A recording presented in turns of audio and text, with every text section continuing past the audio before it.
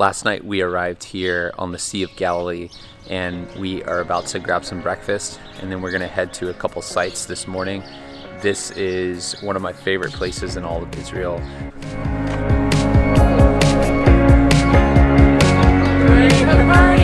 Daylight is burning here, and I'm not. Here we are this morning in the ancient city of Capernaum. This is the place that Jesus based his life and ministry before he ended up going to the cross.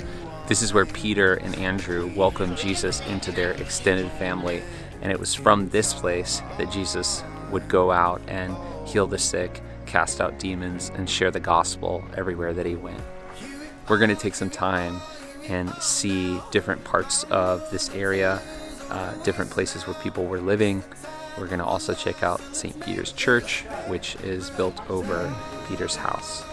I think definitely being in those places and thinking Jesus was here. I don't know, it's just coming alive. It's making sense in a new way, in a deeper way. To find what I had, he had the whole town treasure. Map leads right to right where you are.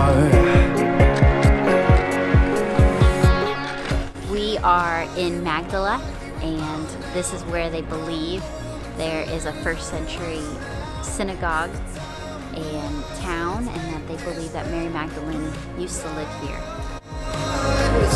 Here we are, here we are, here we are now. Not a moment to lose or to waste now. It's the time of our lives, so let's make this paradise. So right now we are driving up a road in the Galilee, and to our left up here is the ancient Roman city of Hippos. It's one of the 10 cities that was called the Decapolis. So we're driving up a road, and then we're going to do a little bit of a hike and check it out. Here we are. This is beautiful up here. Here we are, here we are, here we are now. Not a moment to lose or to waste now. It's the time of our lives, so let's make this better. We just hiked up, and now we're walking down the old Roman road. This is a city that was likely visited by Jesus and the disciples. In Mark chapter 5, it talks about how they crossed over the lake of Gennesaret, which would be the Sea of Galilee, and they came over into this region. And while they were approaching the city, they ended up encountering a demon-possessed man who was living in the caves. And it was as they were hiking up into the city, and Jesus encountered this man, and out of compassion and love, he cast the demons out of him, and the man is radically healed and restored. And actually, that account of Jesus healing a Gentile demon-possessed man is recorded in 3 of the synoptic gospels: Matthew, Mark, and Luke.